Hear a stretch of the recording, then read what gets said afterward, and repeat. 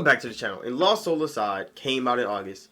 I missed all the gaming news in August, so I'm not even surprised that I missed this fucking game. But this is a game that I glazed myself. Every time they dropped a trailer, because it was far in between when you heard about this game. But when PlayStation picked it up, you would expect, like, okay, they got the funding. I play a lot of Chinese games on Steam. Games motherfuckers never heard about. And those bitches be good. To a certain extent. You know, can't follow a story really. They're in Chinese. But like combat, it's new. It's refreshing. It's experimental. They be doing some crazy new mechanics. The platform be fucking forgettable. But I mean, it's just a part of the game. It's just to keep you engaged when you're walking around fighting things. Boss battles be crazy work. But Lost Soul Aside looked promising, bro. It looked visually stunning. It looked crazy. You got the dragon thing following you around. It turns into a sword. You can skate on that nigga. So like they had a whole lot of things that you would think like, okay, this motherfucker about to bang. It came out to a 63 on Meta. And see, I'm not one of those niggas that use Metacritic to say a game is good or bad. That's not what I do.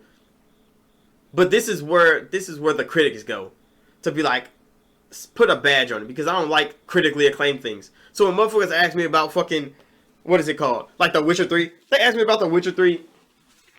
They ask me about this shit. It's trash. It's complete garbage to me. I hated the fucking game. I played it, hated it. So I don't talk about it too much. But when people ask, they're like, oh, you played with? Yeah, that motherfucker was trash, bro. That's why I dropped it. That motherfucker was trash. I tried my best. I don't like Geralt in Witcher 3. Witcher 2 was so much better. I don't want to get on that rant. But then, like, you know, that's a critically acclaimed game. I played some garbage games and I enjoyed the fuck out of them. But then, when people talk about bad games, that's where it starts to get dicey. Because, like, you will see this 63 and you're like, yeah, this game is fucking garbage. But then you will see people call games like Dragon Age the Veilguard, they got an 84. That motherfucker's trash to them. Most of them didn't even play it. They call it trash. They didn't even play it. That motherfucker got an 84. You hear people call Call of Duty trash every year. One of the best shooters on the market. So the name trash game, like to call a game trash, is kind of useless nowadays. Because motherfuckers don't even know how to judge a game. They use the fact that they don't like something about the game to call it trash. And I'm like, that's not how it fucking works. Either it's completely broken and unplayable, Cyberpunk 2077 at launch, and it's a fucking bad game. But then they fixed it and it's a great game now. You can have a great experience, but it was a bad game when it launched. Or it just be complete fucking trash, like Kong or Gollum, like legit garbage games. They put them bitches out. They weren't supposed to be games in the first place. And somebody played that shit and like, what the fuck did I just buy? Trash. The in-between is all subjective. Is if you like it or you don't like it. You can give it a score, 1 through 10. You gotta be genuine about it. And that's why when I look at this and I'm like, damn, it got a 63. Critics don't matter. I don't care about critics. No critic will ever tell me if a game is great or not. But what I do like to do when I see games this bad, because you see the user reviews is a 6. So it's almost around where the critics are. It motherfucker got a 6. But see, what I don't partake in is 10 out of 10 niggas and niggas that put zeros. Both of them niggas get put out instantly. The average is going to change. Because the 10 out of 10 niggas are lying. All my favorite games of all time, I would never give a 10 out of 10. Origins, you think I'm giving that bitch a 10 out of 10? One of my favorite RPGs of all time, you think I'm giving that motherfucker a 10 out of 10? Fuck no. Did you play through the Mage Circle? Did you get caught by Sloth and get put in the Fade? If you did, you're never giving Origins a fucking 10 out of 10. Because that shit fucking sucked. No matter what build you got, no matter what playthrough you're on, that part of the game sucks every fucking time. I'm never giving it a pass. But it's one of my favorite RPGs of all time. Mass Effect's the same way. Oblivion? Come on now, bro. I'll never give that motherfucker a 10 out of 10. And it's one of my favorite RPGs of all time.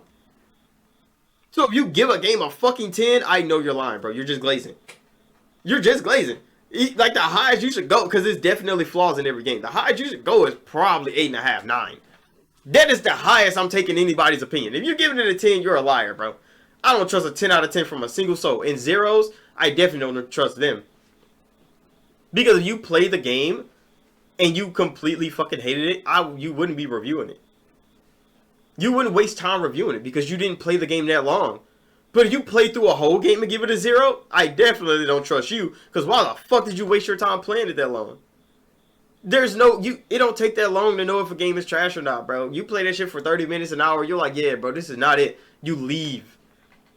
You fucking leave. You don't keep talking about it. There's no way. So I don't trust the zeros. I don't trust the tens. See the reviews I trust from users. Like when I go to user reviews, Like the reviews I would trust the most is like the eights, because those are genuine people that want the game to be good. They see the bright sides of the game over the negatives. So the eights is the highest I go for user reviews. The lowest I would go, the tens, throw them bitches in the trash. This game definitely not a fucking 10. But like the fours, four is pushing it. But if it's a bad game and it gets a four, understandable. I would listen to a four because the game got a fucking 60. This is in Spanish or some shit. I can't read it. But like this five is probably the most genuine review in the mix. Like a five, like if somebody played through the game, they give it a five because the game is good and bad. And they like it could have been better in a lot of aspects. If it's a base five, bro, it's like okay, that means the game is playable at least. It's playable at least. This is the thing I would believe, because the game is rated so poorly. This five is probably the most believable, nigga. If you're a fan, then the highest I would go is like a 7 or 8. But like the ones, why are you here? This is the day the game came out. There's no fucking way. The game came out. You came and gave that bitch a 1. It launched on the 31st. You can't trust them niggas, bro. The 4's probably trustable. But these are the people that see the worst in the game. And the goods didn't outweigh the bads to them. That is how I see reviews anyway. Then like the 8's are like the people that genuinely like the game. They see aspects in the game that they like from other games and they play it. And they're like, okay, this is a game I can get into because it's their style of game. The zeros, you can't trust them, bro. Because there's no way you play through too much of the game to give it a 0. Because why would you?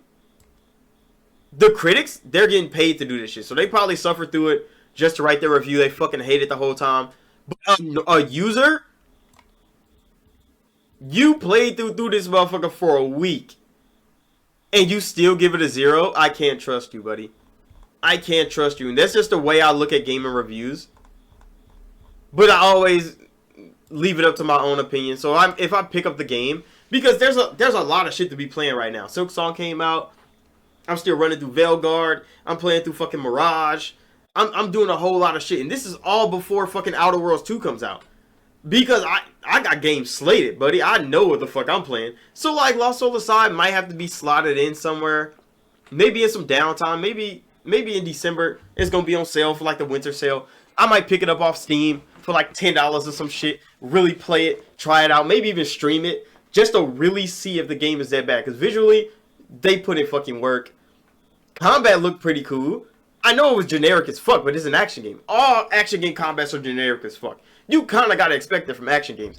It's not Souls-like, so you know it's gonna be generic as hell. But like, 63 is not in the cards for Lost Soul Aside. That was not in the bingo card. I'm like looking at Lost Soul Aside. Go look at all my reaction videos. There's no reason I would think it's bad. But it came out and it's fucking 63. I gotta figure it out for sure, bro. But I'll see y'all in the next one.